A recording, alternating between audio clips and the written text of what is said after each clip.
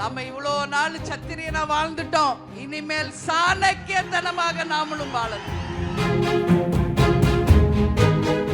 இன்னைக்கு ஆண்ட கட்சியும் ஆளுங்கட்சியுமே யாரெல்லாம் நாம மட்டும் எதற்காக முந்திரி கொண்ட மாதிரி அவசரப்படணும்? நமக்கென்று ஒரு கௌரவம் உண்டு,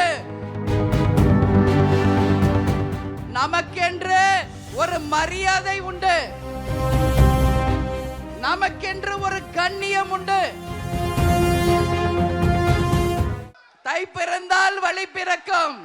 கண்டிப்பா.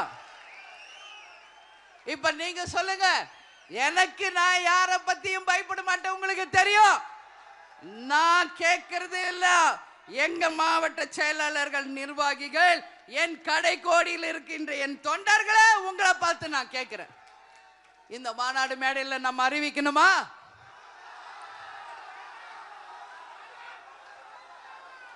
அறிவிக்கணுமா? அறிவிக்கணுமா?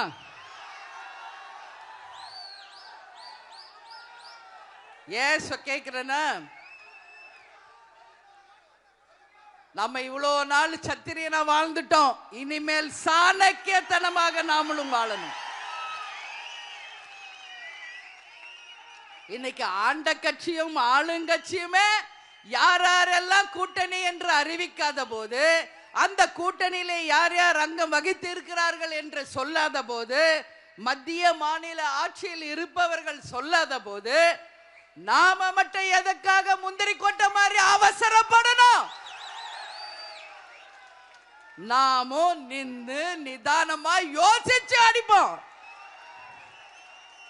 ஆனா தேமுதிக சாதாரண கட்சி இல்லை. மீண்டும் சொல்கிறேன், நமக்கென்று ஒரு கௌரவம் உண்டு, நமக்கென்று ஒரு மரியாதை உண்டு, நமக்கென்று ஒரு கண்ணியம் உண்டு.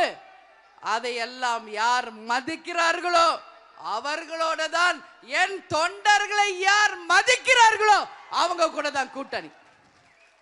பிளே ஸ்டோர் மற்றும் ஆப் ஸ்டோரில் இருந்து பாலிமர் செயலியை QR கோடு மூலம் பதிவிறக்கம் செய்யுங்கள். செய்திகளை உடனுக்குடன் பெறுங்கள்.